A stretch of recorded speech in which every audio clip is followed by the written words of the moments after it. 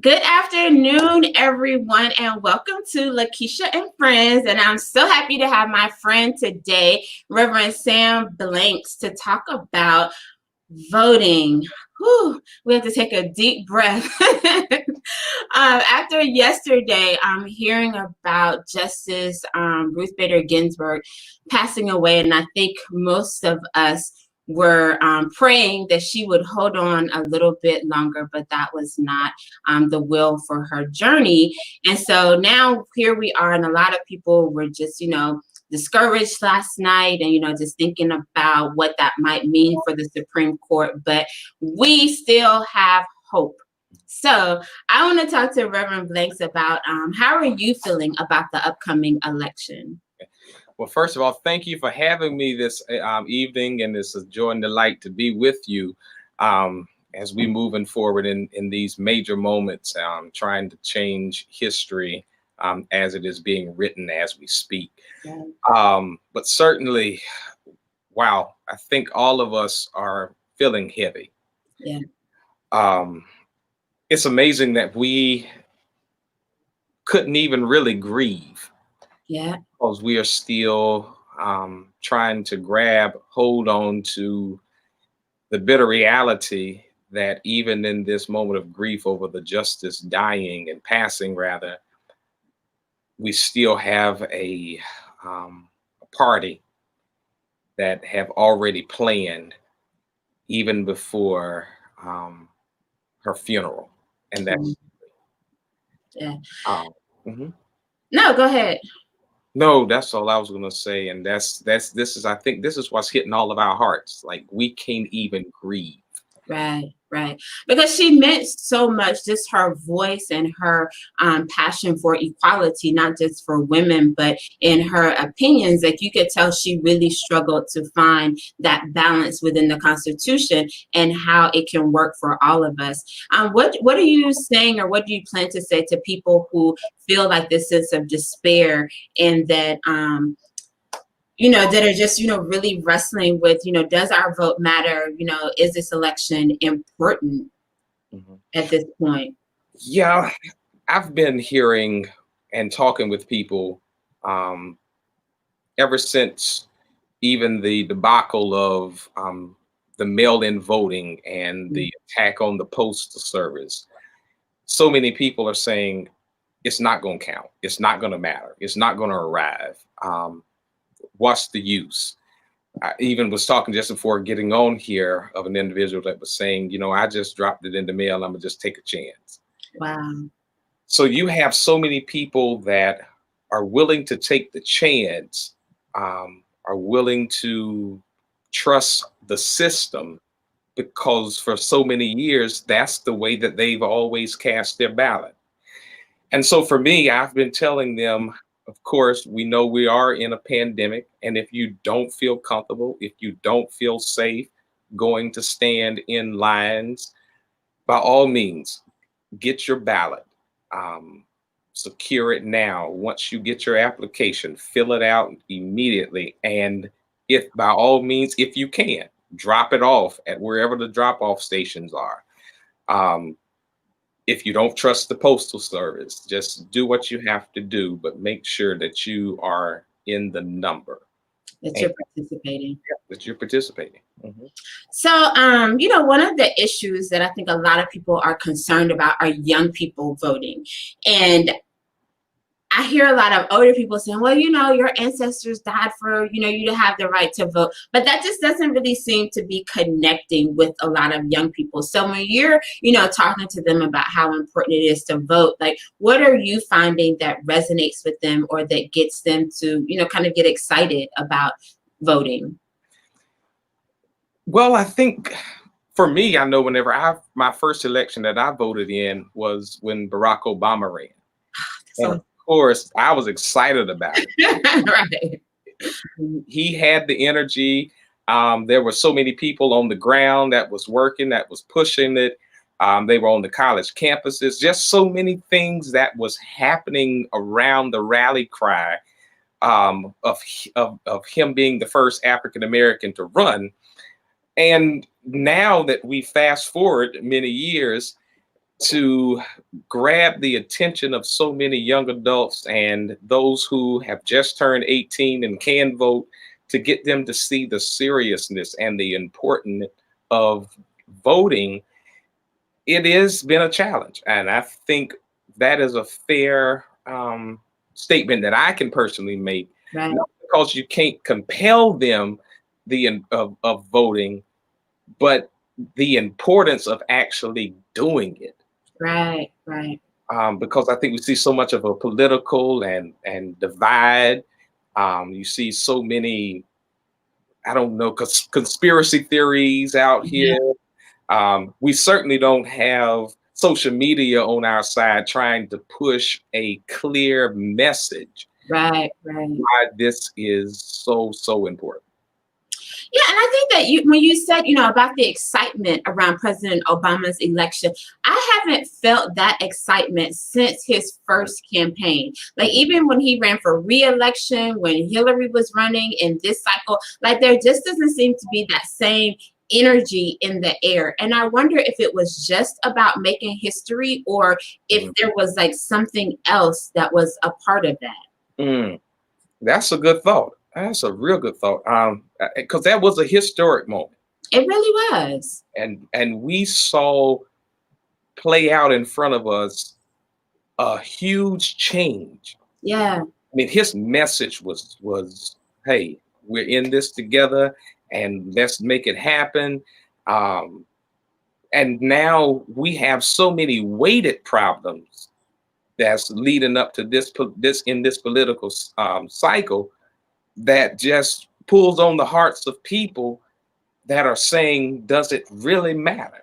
Right, right. Yeah, because that's what I hear from, and even when I worked on Hillary's campaign, like, I heard a lot of people say, oh, well, it doesn't matter because they've already decided, and, it's going to be what it's going to be. And I don't think that people really understand that, like, every one vote matters, and every vote is like your voice, like whether your candidate wins or not. Like, the fact that you get to have a voice in the election is what you're really striving for, that you can say, I contributed, like, I count. Yeah, and it does matter. I was talking to a group here at the churches. We're trying to organize to actually encourage, or some way of getting people here in our city motivated to vote. And in fact, one of my members said, well, Pastor Blanks, when I ran for re-election a few years ago, she says, I actually lost by 12 votes. Wow. And another member who ran for a political party, and he says, Pastor Blanks, he won by 1 vote. Wow. So it does matter. It does. It does. And I just wish, like, more people kind of understood, like, the power of one vote, like, because it's not just like your one vote, but it's your one vote in addition to all the other votes that are being cast that have the ability to change the tide. So tell me about some of the issues in your community that you're hoping the upcoming election will have an effect on. I'm really hoping that this upcoming election really kind of zero in on the economic piece. Okay. And the educational piece. Yeah. There's just such a disparity among so many communities.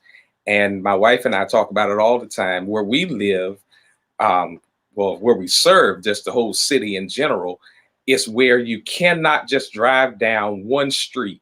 When I was living in the South, you knew that it was divided. Right, right. This side of town was this particular group of people, this side of town. But here where we are, it's such a mixture. Okay.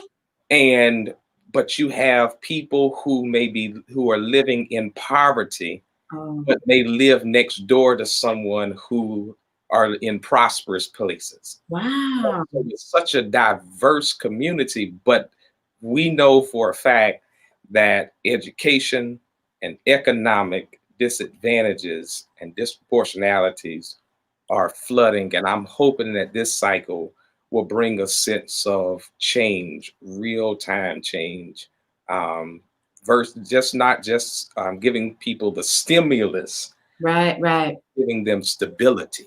Right.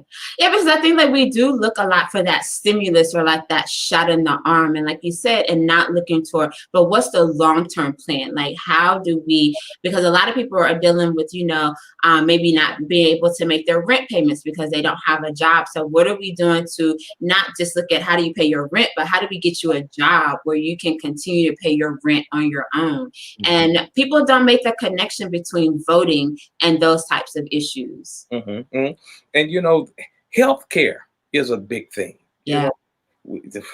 This is whoever would sit on the Supreme Court. That's a big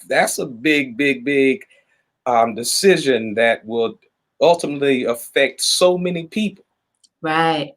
Yeah, I was listening to someone because, all the pundits were talking last night and they were just talking about all of the issues that will come before the Supreme Court from, the Voting Rights Act to Roe versus Wade to healthcare to workers' rights. Like there are just so many issues that we at one point thought were settled and now like they're being relitigated and the Supreme Court is being brought into it. And if you don't have a balance, because I in no way believe like any branch of our government should be left-leaning or right-leaning. I think that it should be balanced so that everyone's perspective is heard, and then we can come to a compromise that works best for the country. But if we have a right-leaning Supreme Court, what does that mean for people who are marginalized and who they don't believe are entitled to these rights? Because there are people who don't believe everyone is entitled to the same rights. Absolutely. And that's scary. I mean, your courts are stacked with a particular party.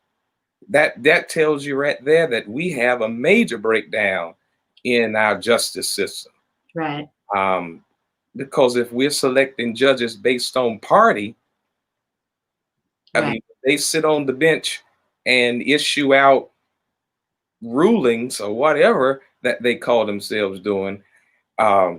It ultimately it's a reflection of a party. Right. They idealize their goals based on what's on the agenda. Right. Yeah, so it is like a long road ahead, and I think that we both want people to walk away from this short discussion feeling encouraged, and not that your vote doesn't matter, but hopefully we shared with you a few tidbits of how important your vote is. So I promise you, because it is a Saturday afternoon, I will only keep you for a few minutes. So please share with us any parting words that you have just of encouragement, and again, why it's important for people to have a vote plan and to get out and vote. Well, again, thank you for having me. But I would say, just for a final word, friends, this is some serious times we're in, but they are very hopeful. We see so many people out in the streets rallying and crying out for a common goal. And let's not grow weary. We are about 43, 44 days from the end. Keep pushing. Take as much as you can in, but put as much as you can out. Right. And out with a positive message, out with encouraging people to vote. And hey, we'll all get to the finish line. We might not all know on the same night. Right. We'll find out if we just stay prayerful, and stay committed to the call. Thank you. Wonderful. Well, thank you so much, not only for your friendship, but also for coming on and sharing these words. And my prayer with this series is that we will get more people to share from their heart about why voting is important. And, that we might convince a few who might be on the line to, take that step and go cast your ballot, not just for the president, but down ballot. Like, look at who else is running in your local community, in your state, and make sure that your voice is heard. So thank you again for being with us today. Amen. Thank you. Awesome.